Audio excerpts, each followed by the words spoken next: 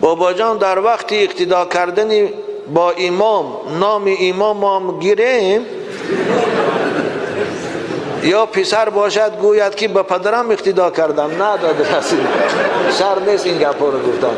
همین رو آردم به قبله به جهت کعبه اقتدا کردم به همین امام گو خواه پدر تای خواه تقایی تای خواه همسایی تای شدم میگرد و این شر نه نام امام گرفتم چم.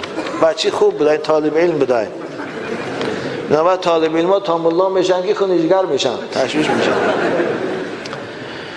بابا جان بعضی جاها دا شخصان گوش و دم سگ را میبرند، آیا این گناه نیست؟ نه، اگر عرف باشد و فایده داشته باشد بریدنش باکی نداره، زیرا که گوشی دراز بعضی وقتها سبب آزار همون سگ میشه، دیگه سگا میخواین میکننش، از میشد شاید به خاطر همین کوتاه میکنن که یگان سگ دیگر گوش نکند و نخواید.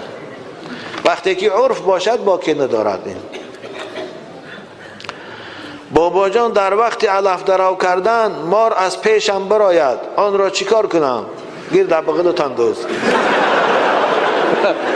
چی خوب. او این مار از کجا که برات کوشش میشن ویا.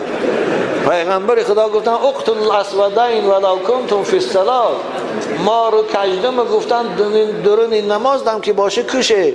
وقتی که در درون نماز پیغمبر کشتن مار اجازت داد، در اون علف درو به طریق علوم میکشیده. بعد تماشا کرده میسیش یا یه سنگی دست رو زن، وقتی که کشتی خاطر جمع میشه به حضور درو کردن میگیری، اما نه کشتیش اگر تشویشی که با نگزم گفتم.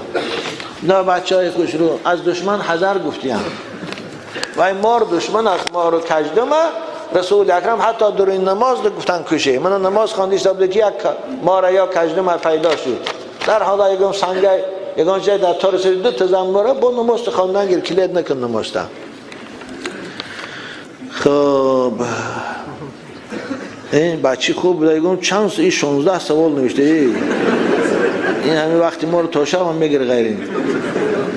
بابا جان در وقتی تکبیر گفتن از لبم یا از دندانم خون آمد، نماز خوانم یا رفته طهارت کنم؟ البته رو طهارت کنم، چون خون که بنواد طهارت میشه کنه، با او دیگه نماز رو طهارت کن، اما تکبیر گفتگی میشه باب یا نماز تخون. بابا جان بالای گوسفند سوار شویم مثل خر و اسب درست ای؟ چی خوب بوده این نه؟ بچی نه درست نیست میشم. هر چیز برای سواری هست. خداوند برای سواری اسب و اشتر و خوب خر برآورده است، من قوتاس برآورده است، اما این بوز و گوسفند برای سواری نیست، گاو و برزگاو برای سواری نیست. حالا یک زمانهای قدیم یک آدم برزگاو سوار شده بوده است، میگه خداوند برزگاو به زبان حال، این حدیث صحیح است، به زبان در آور روش گردم به سوی صحابی گفت که ای انی لم اخلق من خدا برای سواری نآفریدم، من برای جفت کردن هستم نه برای سوار شدن. از همین سبب اینها رو سوار شدنشان خوب نیست. میچن هر مخلوق خداوند برای یک چیزی آفریده است، یک خدمتی میکنه. دو ریشه درخت به زیر حاجت خانه رفته باشد میوهش حلال است یا نه؟ آره حلال است. ریشه درخت به حاجت خانه رفته است یا که از حاجت خانه پیشاب نجاستش آبش میبرد میره درونی پالیز ده پمیدار بادرینگ ده، همون حاصلش درست است یا نه؟ درست است، اوش کراهت نداره. که خان گفتن بابا نیتی غسل را نخوانده به همراهی زن آبازی کنی درست است یا نه؟ آره درست است. همین یه جایی که قطعی زنت آبازی کنی حمام درام بدی، هوا خودش نیت حسابه.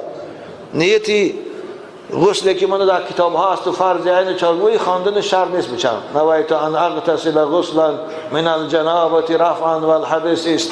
این اولش که این هیچ که نمیدونه، هم الله هم درست خواندش نمیتونه. اینا آخه همین دوری حمام به نیتی آبازی میخیزی سحری که همیشه من جنوب شدم همسرم که علاقه جنسی کنم خیزم آبازی کنم از جنابت پا، همین خودش نیت میشم. کمپیر قدیم درا پشتکات وای مال تو پشتای وای ما در سر تو بریز آمدن گیر.